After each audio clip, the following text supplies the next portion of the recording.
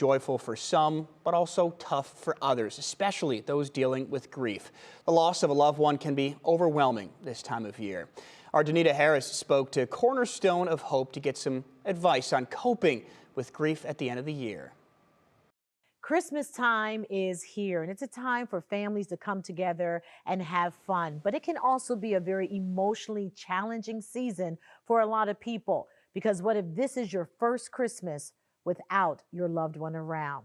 Let's get some help with that and how we deal with it. And I've asked Julia Ellifrit, the education director from Cornerstone of Hope, to help us deal with this, the loss of a loved one around the holidays, the tradition. Immediately, you're going to feel like something is wrong. Correct.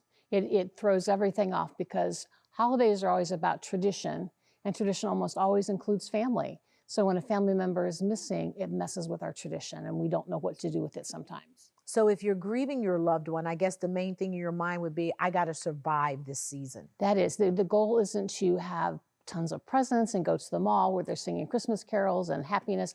The goal is, how do I survive this? How do I get through it? And how do I honor my loved one as I go through it? So many times people think they have to just forget and not include their person they lost in their holiday tradition.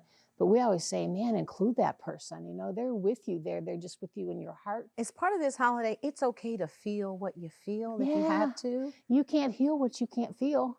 So you got to feel all the stuff at Christmas, absolutely, and any holiday. Any holiday. Well, we know this time of year is about tradition, but families should feel like they have the freedom to do tradition however they want to. So talk about like those things that we can do to however we're going to do it. That's right. So with every tradition, we can do three things. We can keep it the same, we can change it, or we can eliminate it.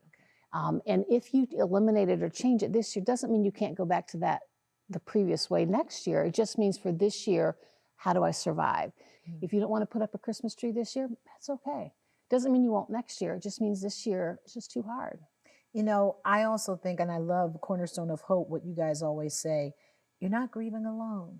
Right. How important is that fact with people who are dealing with the loss of their loved one? Absolutely. If you feel like you're the only one going through something, that's a horrible experience.